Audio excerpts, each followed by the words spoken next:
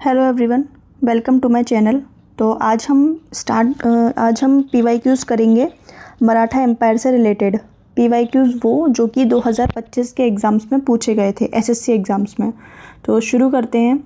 हमारा जो पहला क्वेश्चन है वो है, ऐतिहासिक ग्रंथों में बाजीराव प्रथम को लोकप्रिय रूप से किस रूप में संदर्भित किया जाता है, यानी कि उनका दूसरा नाम क्या था बाजीराव प्रथम का।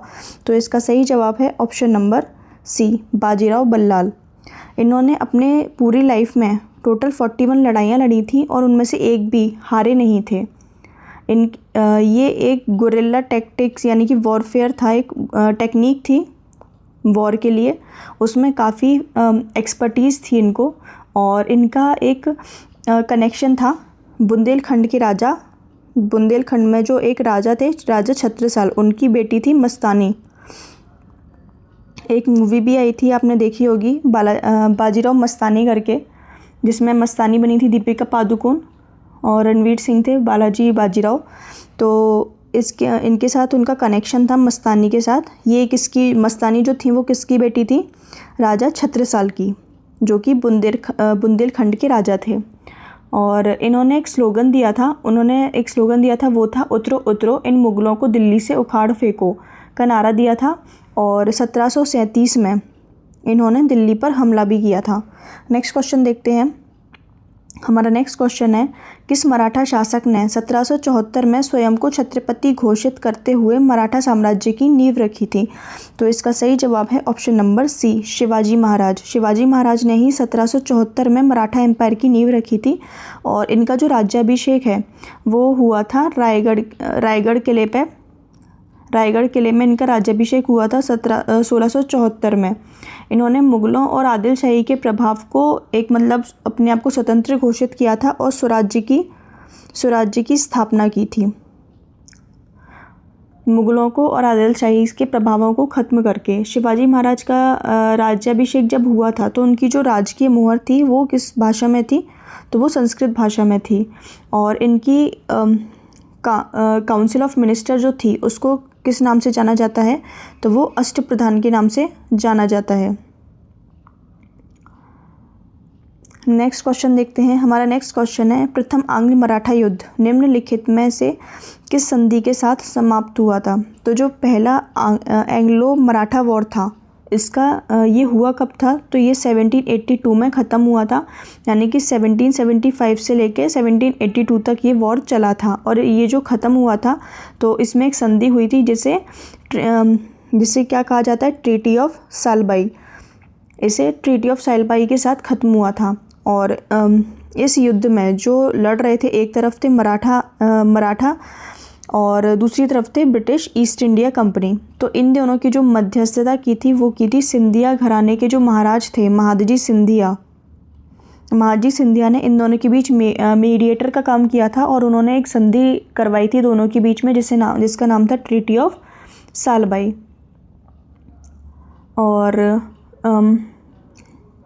इस संधि के तहत अंग्रेज़ों ने क्या किया था, जो सालसेट था उस पर अधिकार बनाए रखा और मराठों को शांति मिली। इसके बाद लगभग 20 वर्षों तक अंग्रेज़ों और मराठों के बीच शांति बनी रही थी। तो ये ट्रीटी हुई थी इनके बीच में। नेक्स्ट क्वेश्चन देखते हैं, किस मराठा प्रमुख के संरक्षण में उज्जैन का विस्तार हुआ था। तो इसका सही जवाब है ऑप्शन नंबर डी। उज्जैन का जो विस्तार था वो सिंधिया घराने की तरफ से हुआ था। और इसमें इन लोगों ने उस उज्जैन को संरक्षण प्रदान किया था। ग्वालियर और उज्जैन में सिंधिया वंश की नींव जो थी, जो कि फाउंडेशन थी, फाउंडेशन किसने रखी थी सिंधिया वंश की, तो वो फाउंडेशन रखने वाले जो थे वो थे राणोजी सिंधिया।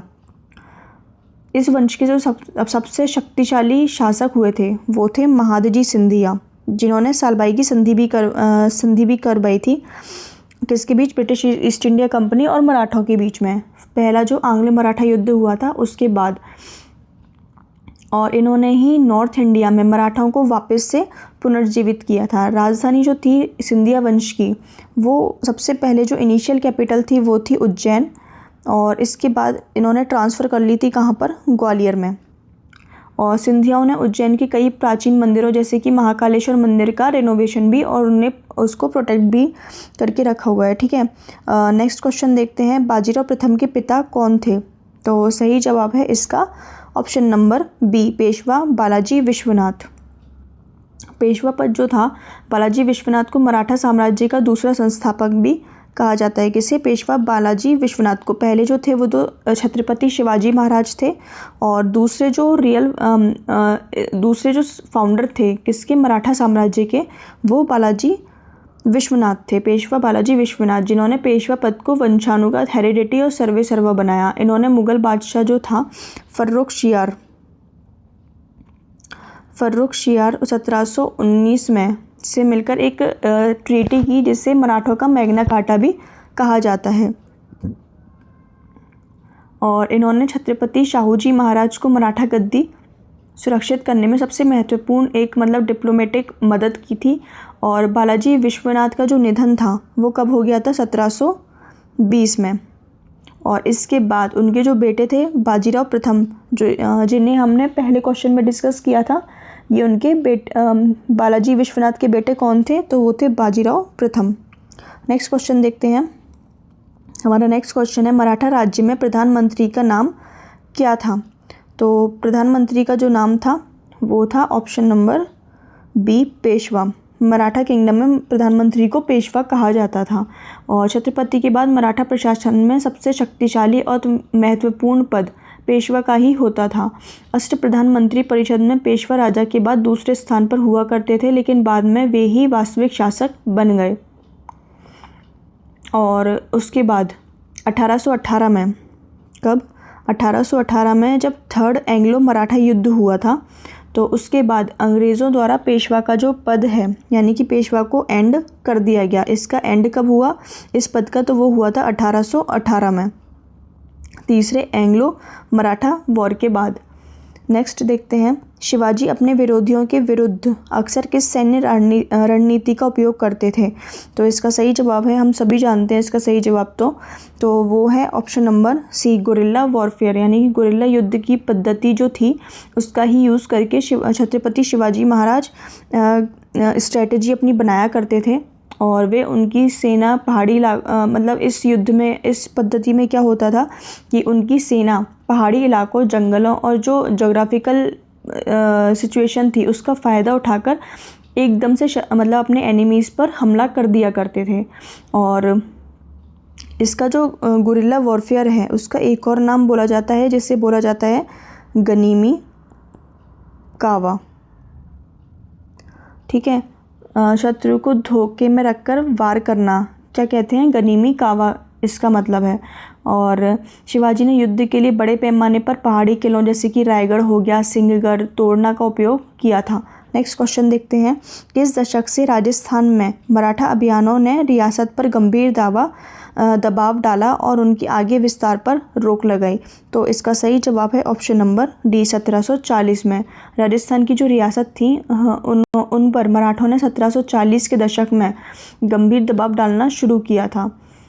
और राजस्थान के राजाओं से सुरक्षा के बदले एक मराठों के द्वारा 2 कर लगाए जाते थे, एक था चौथ और एक था सरदेशमुखी।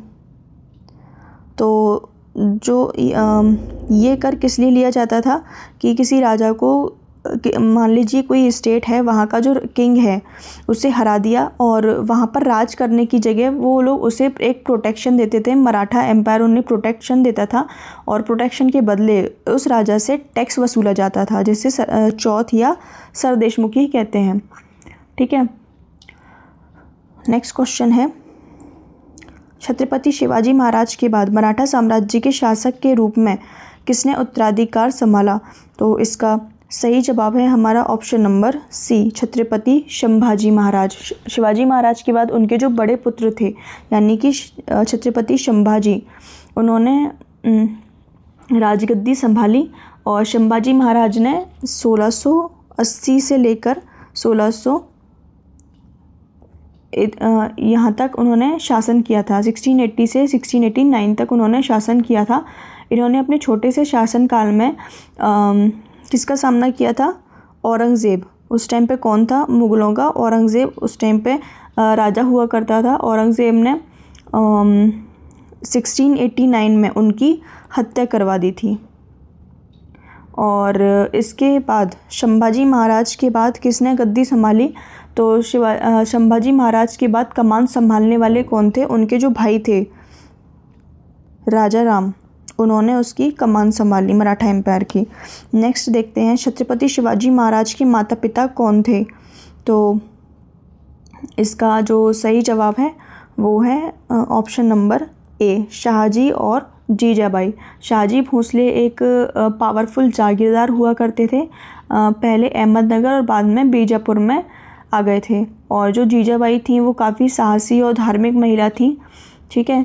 और जो प्रारंभिक जीवन था उनका, शिवाजी महाराज का जो अर्ली लाइफ थी उसमें शिक्षा, मतलब उनके जो गुरु थे वो कौन थे? कोंडदेव। दादा कोंडदेव जो थे वो उनके टीचर थे इनिशियल फेज़ में, ठीक है। नेक्स्ट देखते हैं किस समूह ने मराठा सेना की रीढ़ प्रदान की? Which group provided the backbone of the Maratha army? तो इसका जो सही जवाब है वो है ऑप्शन नंबर सी, कुनबीज। कुनबी जो थी वो मराठा सेना की रीढ़ की हड्डी जिसे बोल सकते हैं वो थी, ठीक है। और मराठा समाज में कुनबी का जो शब्द होता है वो क्या होता है? एक कृषक पशुपालक समुदाय। ये जो कुनबीज थे वो डोमेस्टिकेशन किया करते थे, पशुपालन करते थे। तो पशुपालन इनका एक मतलब पेशा था, ठीक है। और शांति के समय ये लोग खेती किसानी करते थे और युद्ध के समय मराठा शासकों की पैदल और घुड़सवार सेना में शामिल हो जाते थे। नेक्स्ट क्वेश्चन देखते हैं, मराठा समाज के संदर्भ में कुनबी शब्द किसे संदर्भित करता है? तो मैंने अभी आपको बताया पिछले क्वेश्चन में, 11th क्वेश्चन में, कि जो कुनबीज होते थे वो कौन थे? कृषि पशुपालक समुदाय हुआ करते थे। तो इसका आंसर हो जाएगा ऑप्शन नंबर सी, और ये रीढ़ की हड्डी थे किस मराठा सेना की। नेक्स्ट क्वेश्चन देखते हैं, हमारा नेक्स्ट क्वेश्चन है, शिवाजी की मृत्यु के बाद मराठा राज्य में वास्तविक राजनीति सत्ता किसके हाथ में आ गई थी? ये हमारा आज का आखिरी क्वेश्चन है और इस क्वेश्चन का आंसर है शिवाजी की मृत्यु के बाद मराठा राज्य में वास्तविक राजनीतिक सत्ता किसके हाथ में आ गई थी? तो इसका जो सही जवाब है वो है ऑप्शन नंबर डी, चित्पावन ब्राह्मण के हाथ में आ गई थी। ये जो थे वो पेशवा थे, वो चित्पावन ब्राह्मण हुआ करते थे। बालाजी विश्वनाथ और उनके जो वंशज थे चित्पावन ब्राह्मण समुदाय से संबंधित थे, इसीलिए कहा जाता है कि वो चित्पावन शिवाजी महाराज के बाद जो पावर थी वो किसके अंडर में आ गई थी? तो वो चित्पावन ब्राह्मण के अंडर में आ गई थी। और अगर बता दूँ तो 1750 में एक संधि हुई थी जिसके बाद जो छत्रपति थे वो केवल नाम मात्र के शासक रह गए थे और असली जो पावर थी वो सतारा से पुणे स्थित जो पेशवा हुआ करते थे उनके पास ट्रांसफ़र हो गई थी। तो ये कुछ आज के क्वेश्चंस थे जो कि मराठा एम्पायर से रिलेटेड क्वेश्चंस हैं, काफ़ी इंपॉर्टेंट क्वेश्चंस हैं जो कि पिछले साल 2025 में पूछे गए थे डिफरेंट एसएससी एग्ज़ाम्स में। जैसे कि ये जो 13th है ये एसएससी सीजीएल टियर 1 में पूछा गया था, और ये भी टियर 1 में सीजीएल में पूछा था, ये सीएचएसएल में पूछा था। तो ये काफ़ी सारे क्वेश्चन, ये सारे जितने क्वेश्चंस मैंने करवाए हैं ये पिछले साल पूछे गए थे।